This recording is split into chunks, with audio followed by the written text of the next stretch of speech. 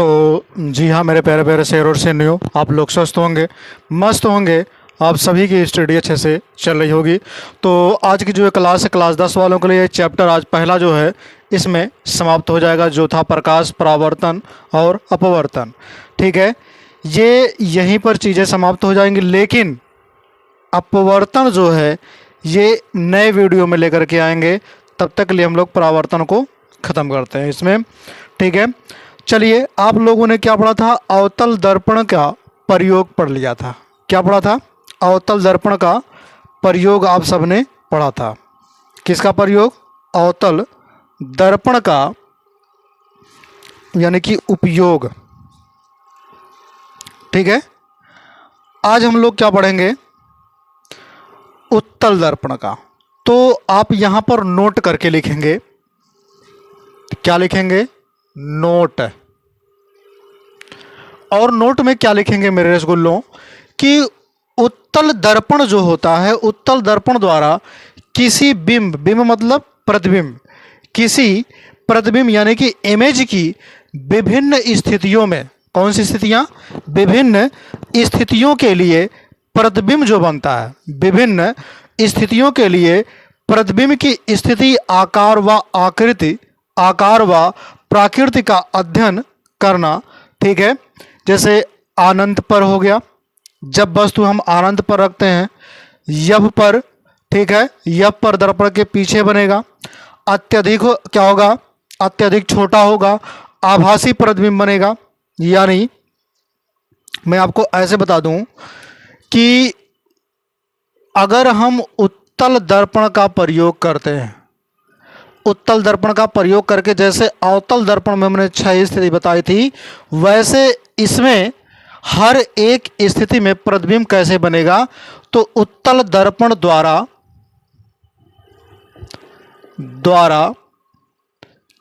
किसी प्रतिबिंब यानी इमेज, ठीक है, कि विभिन्न स्थितियों में, की विभिन्न स्थितियों में, विभिन्न स्थितियों के लिए, विभिन्न स्थितियों के लिए बने प्रतिबिंबों की स्थिति, बने प्रतिबिंबों की, ठीक है, स्थिति, कामा आकार व प्राकृति का अध्ययन करना।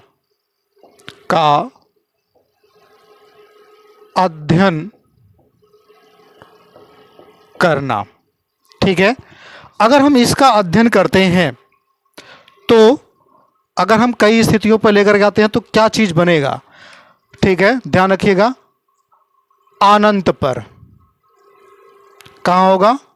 अनंत पर। जब अनंत पर होगा तो यफ पर, ठीक है, यफ पर दर्पण के पीछे, दर्पण के पीछे कहाँ बनेगा? दर्पण के पीछे। और अत्यधिक छोटा होगा। कैसा होगा? अत्यधिक छोटा होगा। कैसा होगा? अत्यधिक छोटा। दूसरी चीज, आभासी भी होगा। कैसा होगा मेरे रसगुल्लो? आभासी होगा, छोटा भी होगा, और क्या होगा? सीधा भी बनेगा। हमेशा सीधा बनेगा। क्या बनेगा? सीधा बनेगा। जब हम वस्तु को अनंत और, ठीक है, पी के बीच रखते हैं, यानी कि ध्रुव के बीच रखते हैं, तो पी और यफ के बीच प्रतिबिंब बनेगा। दूसरी चीज, छोटा होगा। क्या होगा? छोटा होगा और आभासी होगा। प्रतिबिंब कैसा बनेगा? छोटा होगा, आभासी होगा और सीधा बनेगा। ठीक है, यानी कि हर एक कंडीशन में यही चीज निकल करके आएंगे। प्रतिबिंब कहाँ बनेगा? अत्यधिक छोटा होगा, आभासी होगा, सीधा बन करके यही चीजें आएंगी हमेशा किसमें? उत्तल दर्पण का जब हम प्रयोग करते हैं तब। अब हम उत्तल दर्पण का उपयोग जो है देखते हैं, ठीक है। यूज ऑफ,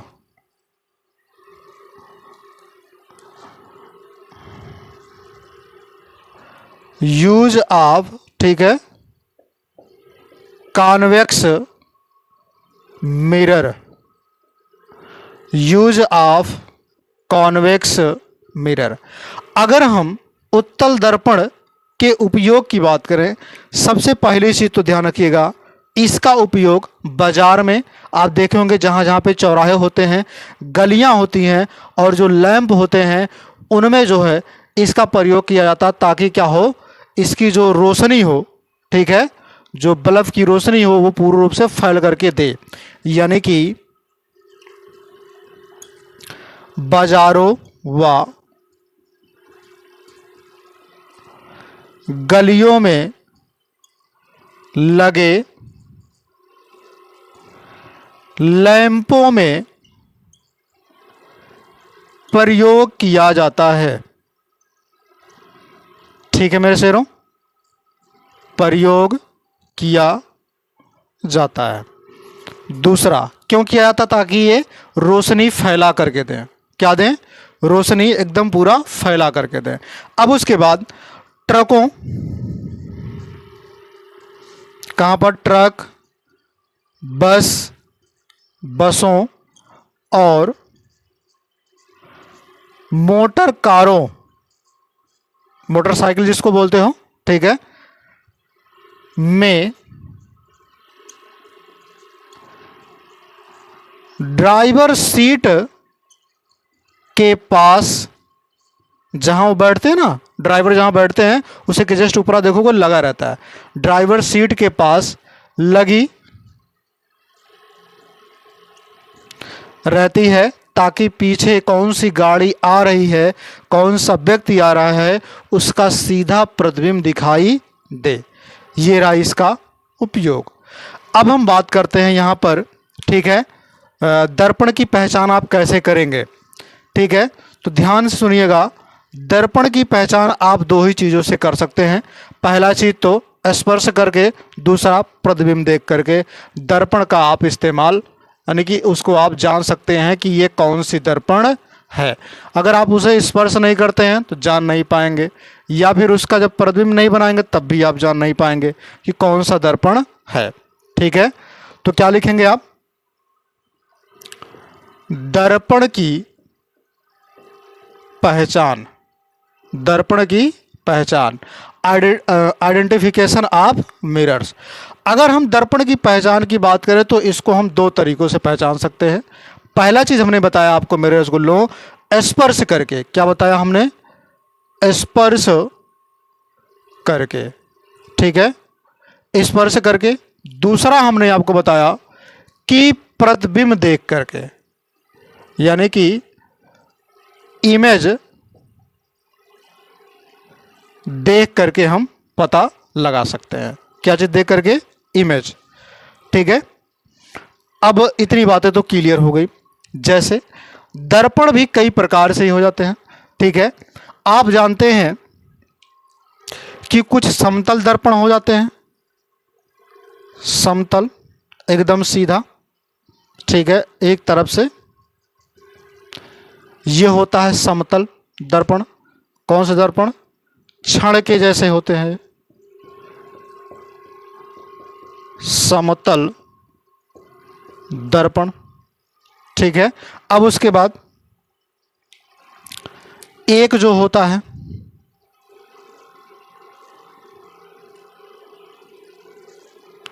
कुछ इस तरीके से होते हैं। ये दर्पण है, ठीक है। अब दर्पण में कौन सा होगा? आप देख रहे हैं ये उभरा हुआ भाग है, तो यानी कि जब उभरा हुआ भाग था तो उसे हम क्या कहते थे? उत्तल दर्पण। उत्तल दर्पण की हमने बात किया है, ये क्षण है। अब उसके बाद सेम कंडीशन ऐसे अवतल का भी बनेगा।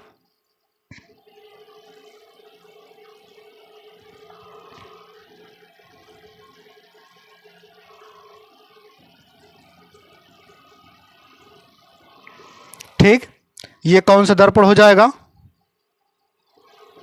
अवतल दर्पण, ये छड़ है। ठीक है, ये मैंने बता दिए। अब इसमें एक चीज बहुत मेन होता है, इसमें एक चीज बहुत मेन होता है। वो चीज क्या है? एक सूत्र का निगमन आता है जो होता है यू वी तथा यफ में संबंध।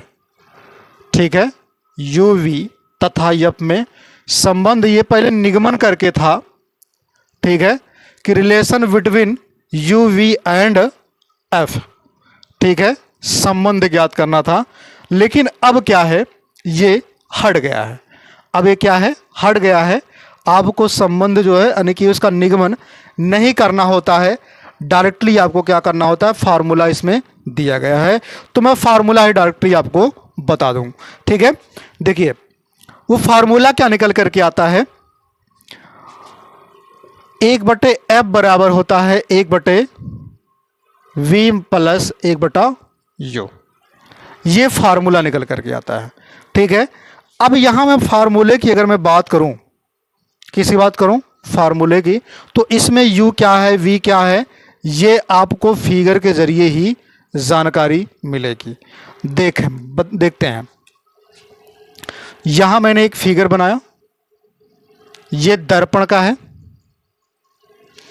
यम1 यम2, ये एक रेखा खींचा, यहां बिंदु P हो गया जिसको हम ध्रुव बोलते हैं, यहां कैपिटल एफ हो गया, यहां ये मुख्य फोकस, ये क्या है, वक्रता केंद्र है।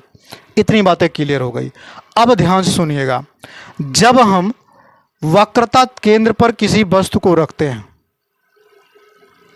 रखें, जब इसको रखें तो ये एक इमेज बनाएगा, वो यहां से होकर के आएगी, मुख्य फोकस से आएगी। ये स्थिति आपने पढ़ लिया है। अब उसके बाद एक जो होगा, जब वो मुख्य फोकस से होकर के जाएगा, एक सॉरी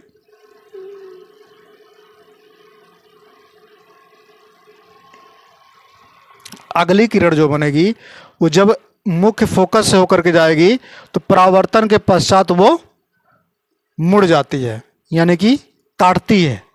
जब इसको काटेगी तो यहीं पर ये काटेगी, यानी कि सी पर ही काटती है। तो ये आई हो जाएगा और ये आई डैश हो जाएगा, ये ओ हो जाएगा, ये ओ डैश हो जाएगा। हमने वस्तु को ओ डैश से दर्शाया है और प्रतिबिंब को, ठीक है, आई डैश से दर्शाया। इतनी बातें क्लियर हो गई। अब चीज़ों को यही समझते हैं, ये बहुत ध्यान से समझने वाली चीज़ें हैं। ध्यान सुनिएगा, F और P के बीच की दूरी को क्या कहते हैं, मैं यहां लिख देता हूं।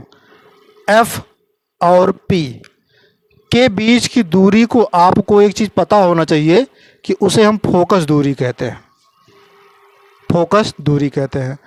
अब यहां C यानी कि केंद्र से लेकर के P की जो बीच की दूरी है उसको हम R मानते हैं।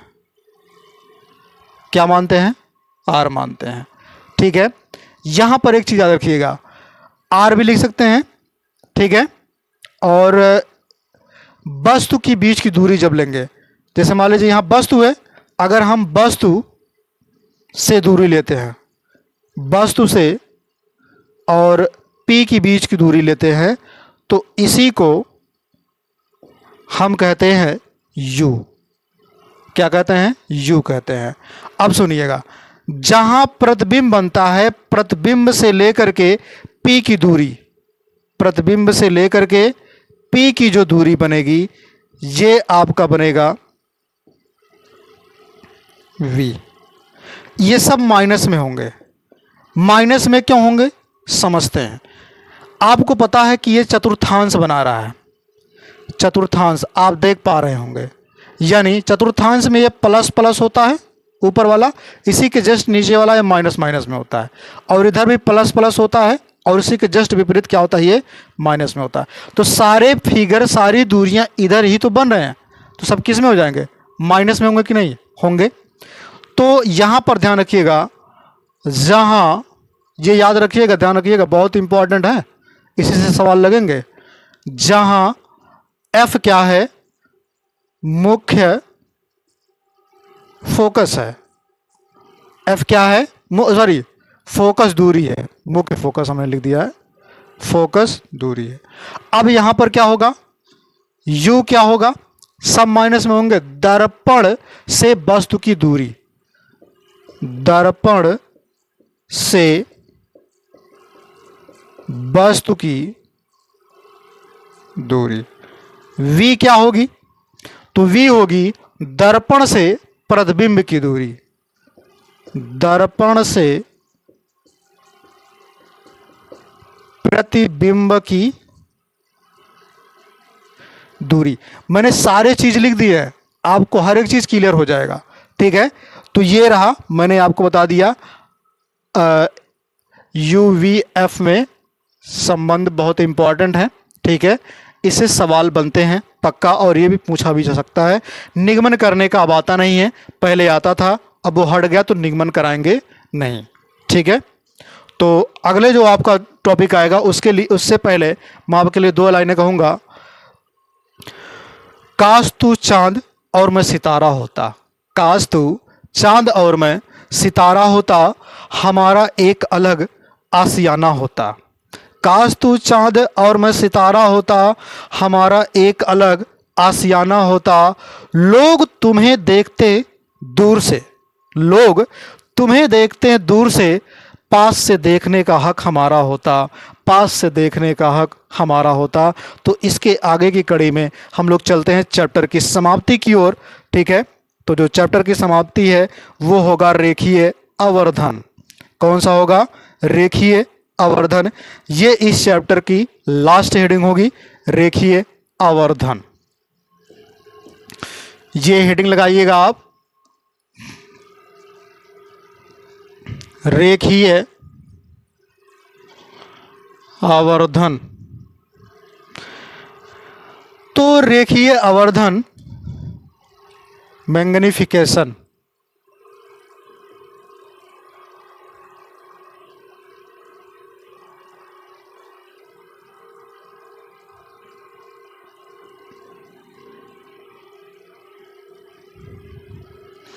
रेखीय आवर्धन कह लीजिए, या फिर इसी को हम आवर्धन भी बोलते हैं। देखिए रेखीय आवर्धन क्या होता है, समझिए। वस्तु की लंबाई और प्रतिबिंब की लंबाई को के अनुपात को रेखीय आवर्धन कहते हैं, ठीक है। तो क्या हो जाएगा, वस्तु की लंबाई तथा प्रतिबिंब की लंबाई के अनुपात को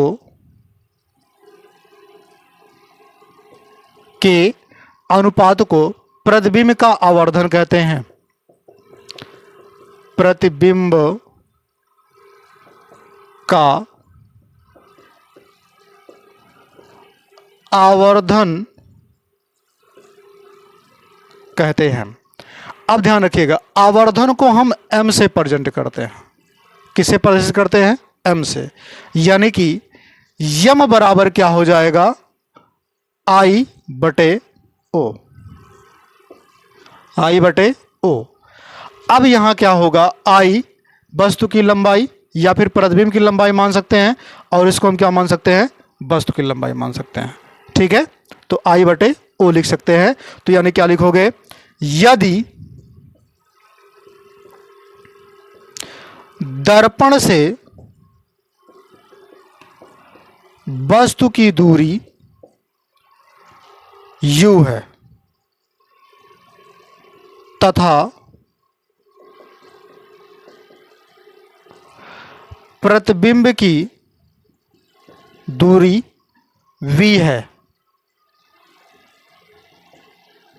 तो v है, तो रेखीय आवर्धन यानी कि m बराबर हो जाएगा I बटे O बराबर हो जाएगा माइनस v बटे u। ये मेन सूत्र निकल करके आपका आ जाएगा, जहां पर ये आपको पता होना चाहिए v क्या होगा, ठीक है, प्रतिबिंब की दूरी, और u क्या होगा, यहां पर हमने लिखा वस्तु से, ठीक है, दर्पण से वस्तु की दूरी हो जाएगी। ठीक है, अब देखिए ध्यान से, इसको हमने कैसे लिखा, जब आप यहाँ पे एक फिगर बनाएंगे तो इसी हिसाब से क्लियर आपका हो जाएगा। M1 M2 ये दर्पण पर भरो, ये बहुत देखिए, ये बहुत ही मायने रखता है दर्पण पर। ठीक है, तो यहाँ C हो जाएगा और यहाँ F हो जाएगा और यहाँ P ऑलरेडी है। जब हम किसी वस्तु को यहाँ रखते हैं तो O डैश, इससे जो है प्रतिबिंब आती है, ठीक है, किरणें इसको काट देती हैं, यहाँ से काट कर गई। अब एक किरण आएगी यहाँ से काटेगी और इसको फिर से यहाँ से काट देगी, यानी कि यहाँ पर कट रही है। तो जहाँ पर ये कटेगी इसको हम I डैश करेंगे, प्रतिबिंब मान लेंगे। ठीक है, ये किरण यहाँ से आई और यहाँ से चली गई। ठीक है, अब हमको एक चीज़ जरा बताओ, यहाँ पर ये आपने M और O मान लिया था पूरा, है ना, तो दर्पण से यहाँ पे आपने क्या लिखा कि प्रतिबिंब की दूरी, तो प्रतिबिंब यहीं पर है और दर्पण यहाँ है, तो इसकी दूरी क्या हो जाएगी v, वो भी कैसी होगी, माइनस में होगी। अब उसके बाद क्या लिखा है, वस्तु की दूरी, तो वस्तु यहाँ है और दर्पण यहाँ है, तो यहाँ से यहाँ तक की दूरी क्या हो जाएगी, u हो जाएगी, वो भी कैसी, माइनस में। तो वही चीज़ हमने लिखा यहाँ पर। ठीक है, तो रेखीय आवर्धन जो है यहाँ पर ये क्लियर हो गया, जिसको हम आवर्धन बोलते हैं। आपका जो चैप्टर है यहीं पर समाप्त होता है। फिर मिलेंगे नए वीडियो में नए चैप्टर के साथ, तब तक के लिए आप लोग हंसते रहिए, मुस्कुराते रहिए। जय हिंद, जय भारत। वीडियो को लाइक शेयर करते रहिए।